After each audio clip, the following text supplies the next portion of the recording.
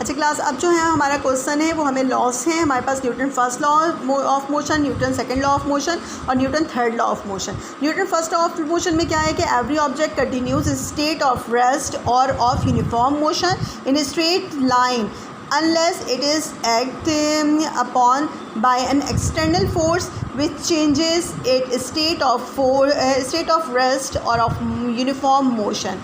इसके अंदर क्या बताया गया है क्लास? इसके अंदर ये बताया गया है कि कोई भी बॉडी अगर उस वक्त तक के रेस्ट में रहेगी या उस वक्त तक यूनिफॉर्म मोशन में रहेगी जब तक कि उसके ऊपर कोई एक्सटर्नल फोर्स असरअंदाज ना हो।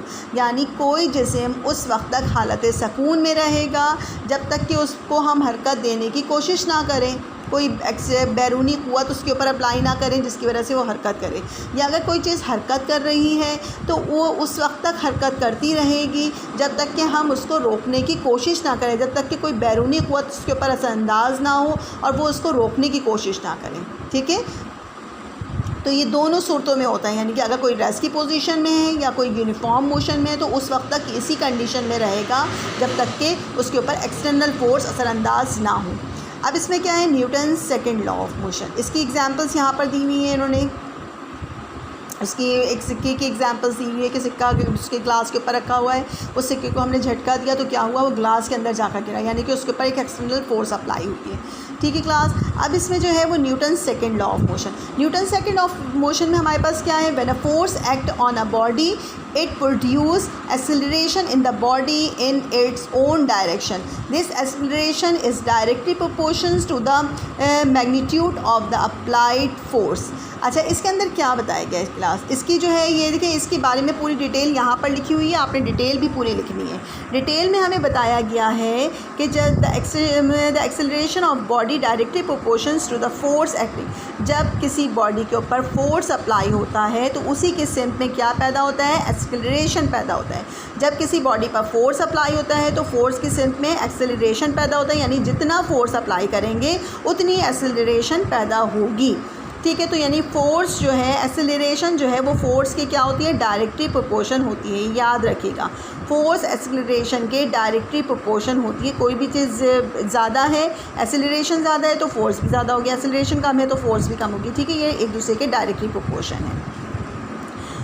अच्छा, इसमें जो है ये इसका हमारा फार्मूला है और ये एक्सेलरेशन फोर्स के डायरेक्टली प्रोपोर्शन होती है, लेकिन एक्सेलरेशन जो है वो मास के इन्वर्स प्रोपोर्शन होती है। देखिए, एक्सेलरेशन जो है वो मास के कमियत के इन्वर्स प्रोपोर्शन होती है। इन्वर्स प्रोपोर्शन के साइन क्या है हमारा, इस तरह से 1/m।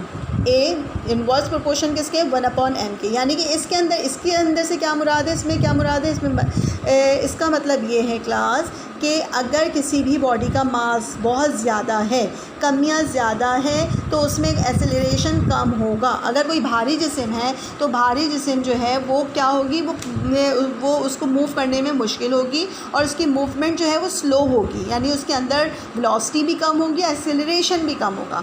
तो मास अगर ज़्यादा होगा तो एक्सेलरेशन कम होगा, मास अगर कम होगा तो एक्सेलरेशन ज़्यादा होगा। यानी इनवर्स प्रोपोर्शन में क्या होता है, एक चीज़ ज़्यादा होती है तो दूसरी चीज़ कम होती है, या एक चीज़ कम होती है तो दूसरी चीज़ ज़्यादा होती है। तो अब ये याद रखिएगा क्लास के एक्सेलरेशन फोर्स के तो डायरेक्टली प्रोपोर्शन होता है, लेकिन मास के इनवर्स प्रोपोर्शन होता है। तो ये हमारा आ गया इक्वेशन 1।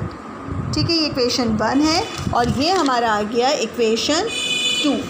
अब ये हमने इक्वेशन क्यों बनाई है क्लास, क्योंकि हमें पता है कि न्यूटन फर्स्ट लॉ के मुताबिक, सेकंड लॉ के मुताबिक क्या है, the acceleration of a body is directly proportions to the force acting on it's and inversely proportion to the mass of the body. और इसका फार्मूला हमारे पास क्या है, F=ma। अब ये F=ma ये न्यूटन सेकंड लॉ है। तो न्यूटन सेकंड लॉ F=ma ये किस तरह से आया, तो ये इस तरह से आया कि सबसे पहले हमने इक्वेशन 1 बनाई कि एक्सेलरेशन डायरेक्टली प्रोपोर्शन किसके होता है, फोर्स के। ये हमारी इक्वेशन 1 है। और फिर उसके बाद क्या है हमारे पास जो है वो सेकंड इक्वेशन क्या है कि एक्सेलरेशन इनवर्स प्रोपोर्शन क्या होता है, मास के 1/m के।